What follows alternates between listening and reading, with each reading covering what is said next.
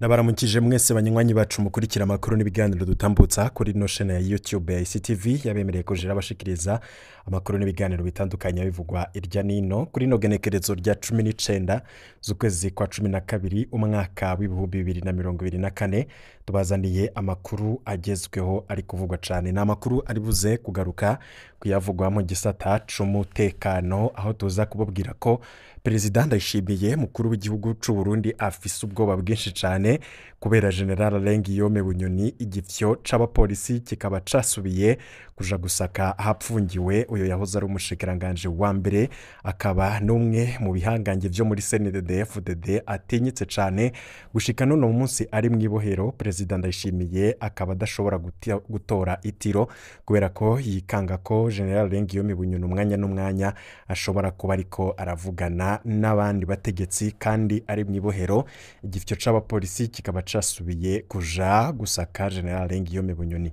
Boba batoye iki ahapfungiwe Lengiyome Bunyoni vy'ukuri? Muri ano makuru muraza kumenya byinshi kuri iryo sakwa rya General Lengiyome Bunyoni, aho Perezida Ndayishimiye yicura ko General Lengiyome Bunyoni ashobora gutora kibohero canke akaba hari ivyo ariko arategura n'abandi bategetsi. Ivyo rero navyo tukaza kubigaruka ko ndakwibutse ko General Lengiyome Bunyoni yapfunzwe yagerezwa kugerageza gutembagaza ubutegetsi, hakaba hari n'ivyaha gishizweho vy'uko yoba yaragomvye kugandagura umukuru w'igihugu Ndayishimiye Varisito akoresheje amangetengete. Ivyo navyo mwarabimenye mu makuru twagiye turabashikiriza. Mu zindi nkuru tuza kubaha, turaza kubaha inkuru zidasanzwe. Hari umukozi w'iperereza akomeye cyane yamaze kwicwa. Uyo mukozi w'iperereza yishwe akaba yitwa Elia Ndayishimiye. Ko bamuzi twababwira ko yamaze kugandagurwa, ariko nanone tukaza kubaha umuco kucoba catumye umukozi w'iperereza Elia Ndayishimiye agandagurwa, ikiziga ciwe kikaba catowe. Abo mukozi w'iperereza akaba nawe yarazwi mu mabi atagira izina yo kugandagura abantu. Uno munsi naho akaba yashikiwe nawe nyene yagandaguwe, kandi yagandaguwe nabo bakozi nyene biperereza bagenzi we. Iryo perereza yakorera niryo ryamaze kumugandagura. Muri ano makuru muraza kumva idonido kuri iryo bara, tuzakubaha idonido kuri byose. Hari urunani rushasha rwavutse, urunani rwiswe Burundi bwa bose. Urwo runani mu miseze twababwiye ko rwari rwashize hamwe imigambwe itandukanye Frodebu, FDS, CNDD na Codebu. Iyo migambwe ikaba ivuga ko iharanira impinduka kandi ikaba ipfuza ko yobogora igihugu mu gihe igihugu camaze gushikaho mwansi ashaka. Iyo migambwe ikabibona ko ije ifise ingufu zidasanzwe kugira ishobore gutorera inyishu ibibazo bihanze abarundi. Iyo migambwe rero nkuko twabibabwiye ku munsi w'ejo yamaze kwemererwa ko izokora kandi izokwimamaza mu matora y'umukuru w'igihugu yimirije ndetse n'amatora y'umwaka 2025. Ivyo turaza kubashikiriza ivyatangajwe na Martin Ninteretse nyuma yaho bamwandikiye bamusaba ko bamumenyesha ko urwo runani rushasha rwamaze kuvuka. Turaza kubigaruka ko akaba ari n'inkuru nziza ku batavuga rumwe n'ubutegetsi, aho babona ko impinduka abarundi bamaze imyaka barindiriye zoba zigiye kuboneka mu gihugu c'u Burundi. Turaza kubigaruka ko muri ano makuru. CNDD-FDD ifise ubwoba budasanzwe, ariko benshi bakibaza aho ubwoba bwa CNDD-FDD buva kuki, aho tuza kubabwira ibintu vyamaze kuba ku banywanyi ba CDP. Ni umugambi utavuga rumwe n'uri ku butegetsi. Abo banywanyi ba CDP bakaba bahuye n'ivyago bikomeye cyane, ariko ibi navyo bikerekana ubwoba CNDD-FDD umugambwe uri ku butegetsi ufise, kubera ko babona ko ataco bamariye abarundi kandi ko bamaze no kunanirwa gutwara abarundi. Gutyo rero bakabona ko badakoresheje igikenye badashobora gutsinda amatora yo mu mwaka 2025. Akarorero gatoya ni inyishu Perezida Ndayishimiye umukuru w'igihugu c'u Burundi atanga bamubajije ku vy'igihugu, abamubaza ivy'igitoro, bakamubaza ivy'amafaranga mvamakungu, bakamubaza ivy'ugutagaciro k'ifaranga ry'u Burundi. Perezida Ndayishimiye Varisito yishura ibintu bibabaje cane abarundi kandi akavyishura yitwengera. Benshi bavuga ko abariko arabatamba ku mivyimba. Umva uko Perezida Ndayishimiye avuga bamubajije ivy'igitoro. uno munsi ndabuze igitoro cyo kugenda aho nashaka kuja, mbega mu bihumbi 2008 nari ndagifise nta n'akaduga wari ufise. Iyo ugaca wumva ko woca uhagarika vyose aho wovuze uti none aho nari ndi kumenga ndi kure yaho, aha noca ncika inkokora, ahubwo tubandanye n'ivyo tubura tuzobironka. Uno munsi ndabuze igitoro cyo kugenda aho nashaka kuja, mbega mu bihumbi 2008 nari ndagifise nta n'akaduga wari ufise. Iyo ugaca wumva ko woca uhagarika vyose aho wovuze uti none aho nari ndi kumenga ndi kure yaho, aha noca ncika inkokora, ahubwo tubandanye n'ivyo tubura tuzobironka. na Kamaramaza nibara kumutemere. Uwo ni umukuru w'igihugu abarundi bose bahanze amaso, barindiriye ko azobashikana ku iterambere, barindiriye ko azotora inyishu z'ibibazo bihari, ariko inyishu ziwe nazo zikaba ziteye isoni rwose. Inyishu za Evariste Ndayishimiye bamubajije ivy'igitoro, avuga ko kuno munsi abarundi bidoga ngo babuze igitoro, ariko bakababaza nimba muri 2008 yari afise ico gitoro. Abarundi bakibaza uyo mukuru w'igihugu yifuza gusubiza igihugu mu mwaka w'ibihumbi 2008 canke yifuza gusubiza abanyagihugu iyo bahoze, aho kurondera inyishu ndetse no kuzana ibikorwa bishobora guteza imbere abanyagihugu. We yumva ko atakibazo gihari, kubera ko no mu gihe 2008 naho batari bafise ico gitoro ngo nta ngorane zihari. Izo nyishu rero kuri Perezida Ndayishimiye akaba ashobora kuzitanga ku bintu byose mu gihugu vyamaze kuba muzibibuye. Bati ndabuza agasukari, mbega mu 1983 wari ugafise? Sosumo yari bwabeho. Ndabuze ifumbire, mbega mu 1975 wari uyifise? Hari n'agatongo wari bwaronke? Ndabuze akadorare ngo nje kurangura mu Bushinwa, mbega mu 1953 wari uyafise? Mbega ifaranga ry'u Burundi ryari bwabeho? Bandanya nawe ivyo wibaza ko ubuze, ariko ibuke ko mu 1900 utari bwavuke uce ubona ko aho ugeze hasumba ahambere. Izo nizo nyishu Perezida Ndayishimiye aho abarundi bamubajije ku bibazo bihanze igihugu, kubera ko atanyishu afise nyene agaca avuga ko na mbere atavyo bari bafise, ko rero gutyo bategereza gutubikwa vubi bakigumya kuko igihugu atavyo gifise. Benshi bakavuga ko arakamaramaza ari bara kumutemere. Uko ibintu bibandanya kumera nabi, hari nako ibibazo biri mu gihugu bibandanya kunyugwa n'ubukene ndetse n'ibibazo vy'umutekano, ibibazo vy'ubutunzi. Abasenedefdd bafise ubwoba ko hashobora kuza imigambwe ifise inguvu igaca itsinda amatora, kuko atawoje inyuma ya Senedefdd, kuko abenshi baramaze kubona ko ivyo Senedefdd ibizeza ari mu majambo gusa, ko atabikorwa babona.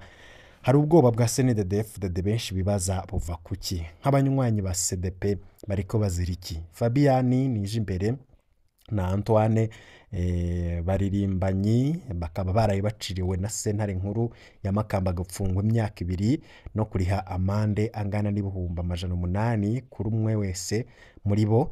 Tukaba twari twabahaye inkuru y'ukuntu abo bantu bahagaritswe kwa 14 z'ukwezi kwa 12 2024.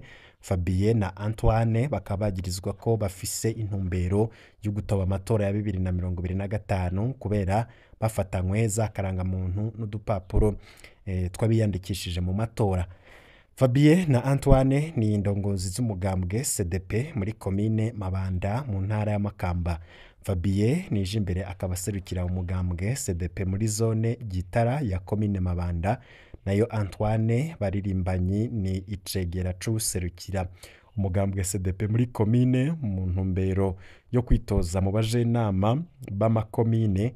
Bakaba baregeranije amakaranga muntu n'udupapuro two kwiyandikisha mu matora twabo bashaka kuzosangira urutonde rwa CDP mu matora yimirije. Bariko rero barategura amadosiye bazojana muri Seni. Izo karanga muntu n'utwo dupapuro bari bagiye kubifotoza, kubera atacuma gifotora fotokopieze bafise hafi y'iwabo. Niho rero bafatwa n'imbonerakure izwi ku izina rya Ngabo, ku mugwa mukuru wa komine Mabanda, yambonera kure ica ihamagara umupolisi abajana mu gipolisi. Aho hose bagirijwe ko bari mu mugambi wo gutoba amatora. Igipolisi na sentare barahawe amakuru akwiye. Bamaze gufatwa, umukuru w'umugambwe CDP Anicet Niyonkuru avuga ko yihamagariye umukuru w'igipolisi mu Mabanda aramutomorera igikorwa Fabien na Antoine barimwo. Bukeye ku igenekerezo rya 15 z'ukwezi kwa 12 2024, Fabien na Antoine bimuriwe mu gasho ka parike ya Makamba. Ku igenekerezo rya 17 z'ukwezi kwa 12 2024, urubanza rwarasomwe na sentare nkuru ya Makamba.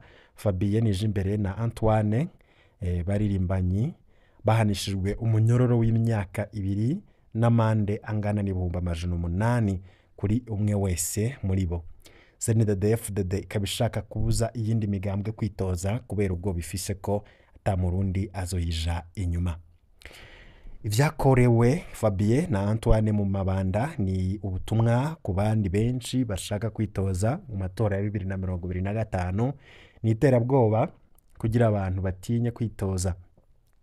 Ivyo byiyongera ku bindi vyinshi biriko biravugwa, aho umugambwe senere wa Gatogwasa warinjiye mu vyago bikomeye cane kuva ucezeho inzego ziwuserukira mu ntara nshasha n'amakomine mashasha y'u Burundi. Kuva ubwo umugambwe warabujijwe gukora, mu nyuma Gatogwasa arakombogwa n'akagwi gashigikiwe n'ubutegetsi. Amategeko agenga amatora yarashizwemwo ingingo zikomeye zituma Gatogwasa na bagenzi be badashobora kwitoza. Bizoba biteye isoni kubona uwabaye wa kabiri mu matora y'umukuru w'igihugu muri 2020 bene umugambwe wiwe batarekuriwe kwitoza, batarekuriwe kwitaba amatora ya 2025.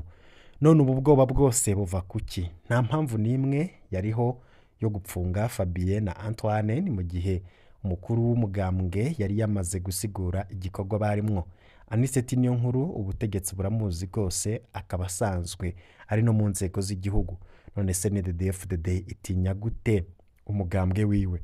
Ubwo CNDD-FDD niyoba izibanga abarundi benshi batazi?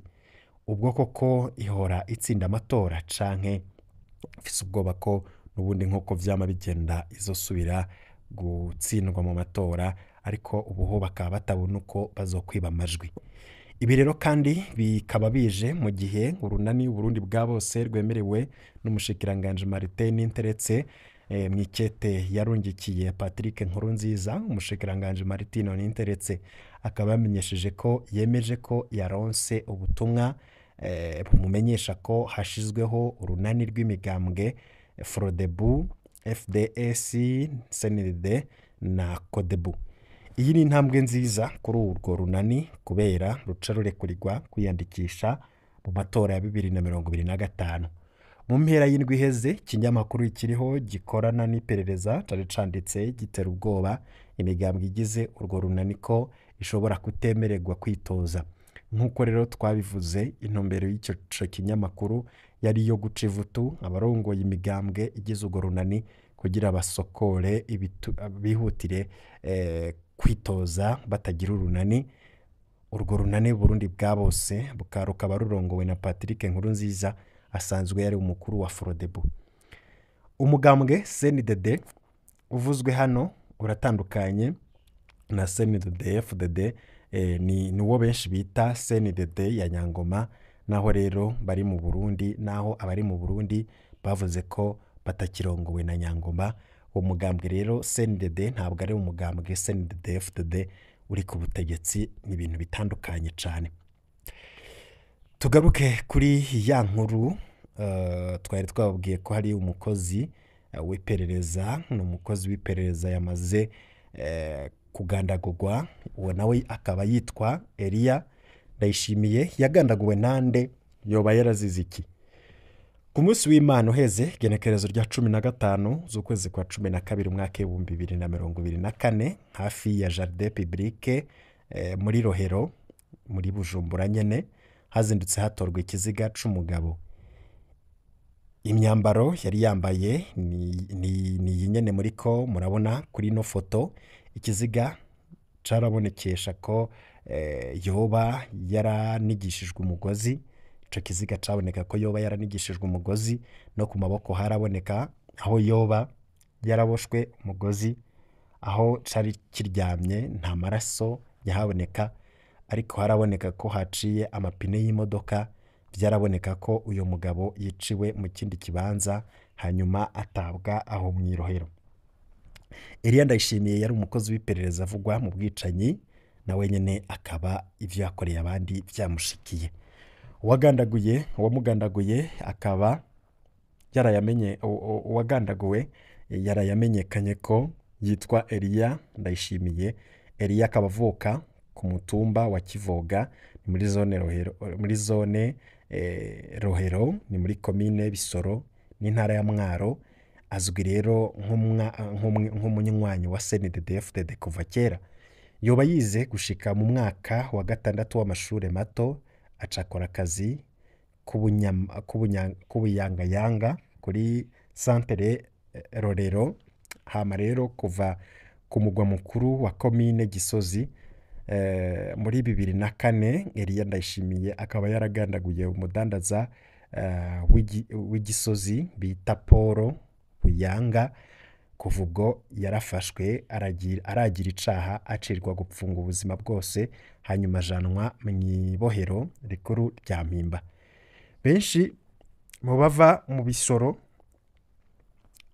na Gisozi bakaba bari bazi ko Elia Ndayishimiye apfunzwe kubera ico caha, ariko siko biri. Yahavuye arekugwa, ahabwa ibikorwa vy'iperereza.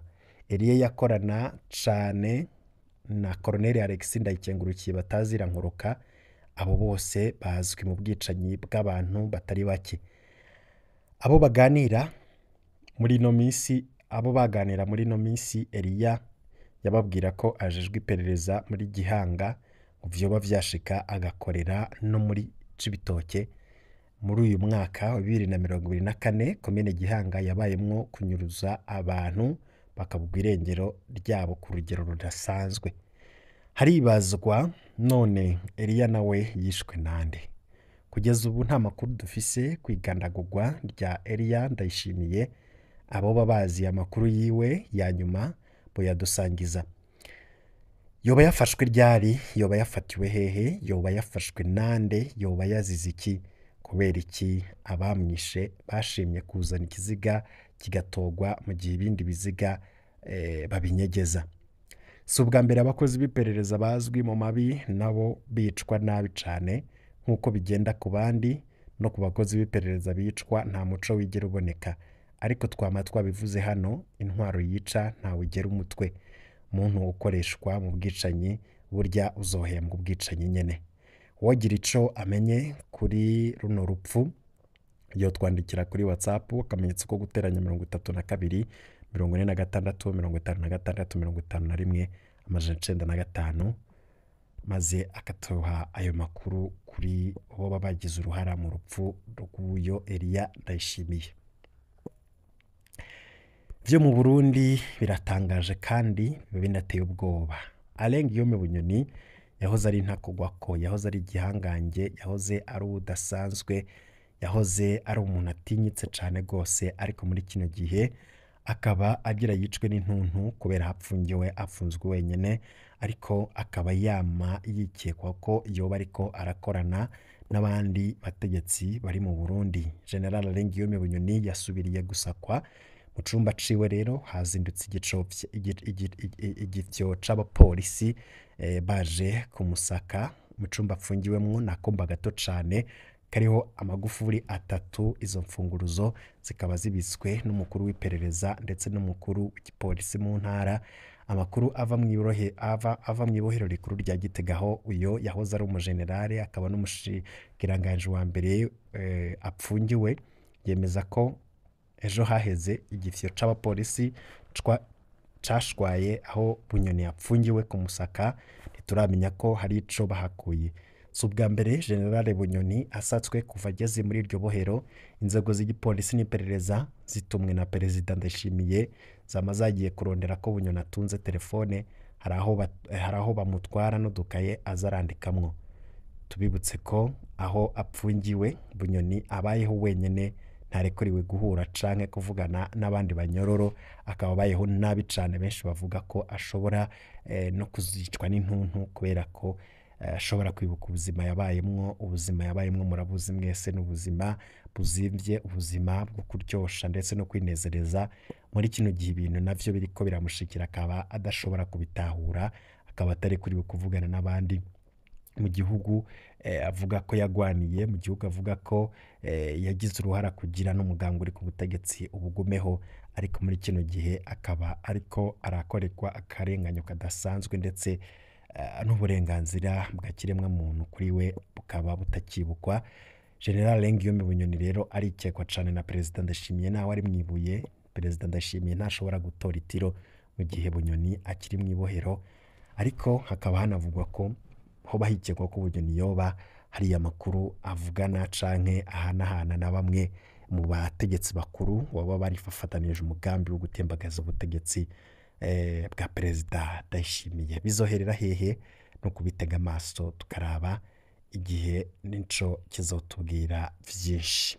Ayo namwe mu makuru abagezweho avugwa cane, ngashimira cane abanywanyi mudukurikira kandi mudahengeshanya kutwereka ko mubana natwe, mugafyonda kuri subscribe ndetse mukanasangiza abagenzi banyu zino nkuru tubashikiriza.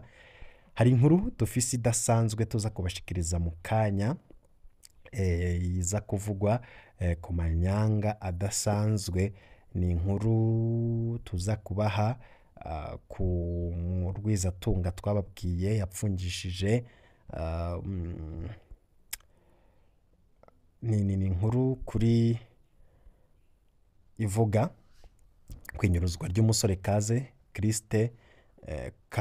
Fabrice, ndetse n'uruhara rw'umurwizatunga Ndorichimpa Anicet batazira Ndori mu kugirewe mu Rwizatunga apfungwe. Ni byinshi mutazi ndetse byanyegejwe, muraza kubikurikira mu idonido mu makuru tuza kubashikiriza mu kanya, bw'intuze kuja kure.